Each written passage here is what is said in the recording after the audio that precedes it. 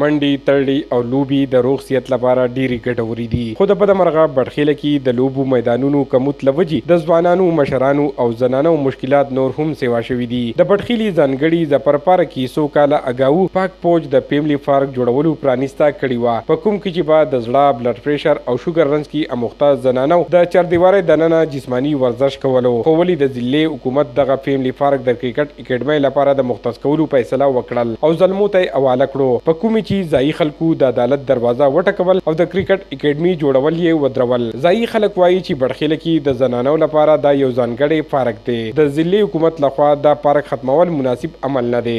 مونږ خو کوټ ته تللی یو او بیا هم چې دی نو لکه په خپله فیصله ولاړ یو چې دا به هېڅکله نه کېږي. اکیډمي چې دی د هغې دپاره مونږ خپل د جب نه د خیر دی مونږ تواني کړي، خو په ګراونډ کې د ولا بل ځای ورکړي. خو لکه د زنانو دا چې دی نو لکه چې مونږ دا آواز نه چوته او نو داسې څوک ځونی نه ما چې هغه آواز چوت کړي او د دې زنانو د حق تپوس وکړي. اوس دا په کوم قانون کې دا چې ته یو تیار پارک چې پای کې جوړې لګېدلې دي، پای کې تاسو دا ګورئ هر څه پکې دي، دا اوچتومه در کومه او پارک ختموم، کم از کم دا انصاف نه دی.